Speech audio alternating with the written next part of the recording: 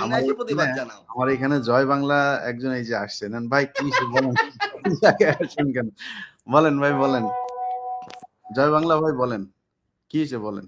বলেন সুন্দর করে বলেন, যদি গালাগালি না করেন সুন্দর করে কথা বলতে চাইলে আপনার কথার জবাব দিব। বলেন ভাই।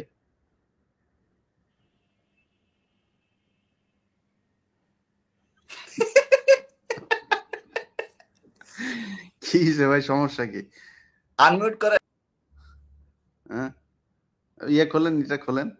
খোলেন। আপনি গালাগালি দিতেছেন বুঝতে পারছি। কিন্তু ইটা খোলেন। মারবেন, ও মারবে, আমার মারবে। কি ভাই?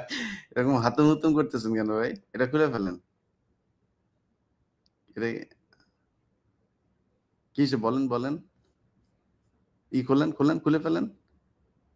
এত সাহস আপনাদের, এই যে ৫ বছর ধরে তুই দেশে আয়, তুই দেশে আয় বলে আসলি। এখন এটা পড়ে আসছেন ভাই আপনি। আর আপনাদের এই যে আব্বার জন্য আপনাদের এত দরদ, এই যে ৩২ নম্বরে জয় বাংলা করে এই দেশে যান না একটু প্লিজ। যান।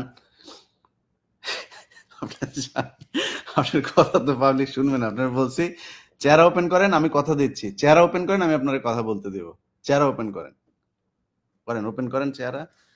আপনারা এই ৫০ বছর বলে আসছেন ৭৫-এ যেদিন আপনার বাপেরে মারছে সেদিন নাকি মানুষ মিষ্টি খাইতে রাস্তায় নামে নাই, আপনারাই নাকি নামছিলেন।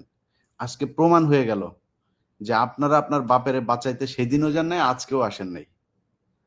যান না কেন আপনারা? যান। এখন আপনি ঘুমটা পড়ে তারপরে আপনি এখানে আসেন গালাগালি করতে। ঘুমটা পড়ছেন, ঘুমটা খোলেন। এইটুক সাহস নাই? আমরা তো এতদিন ভাই এরকম মাস্ক পরে তারপরে কথা বলি নাই। আমরা তো মাস্ক খোলা অবস্থায় চেহারা দেখায় তারপরে আসছি।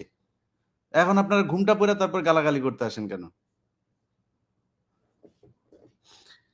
যাই হোক, বাংলাদেশের মানুষ, আপনারা যারা ভিডিওটা দেখলেন, আমরা ৩৭ মিনিটের ভিডিও।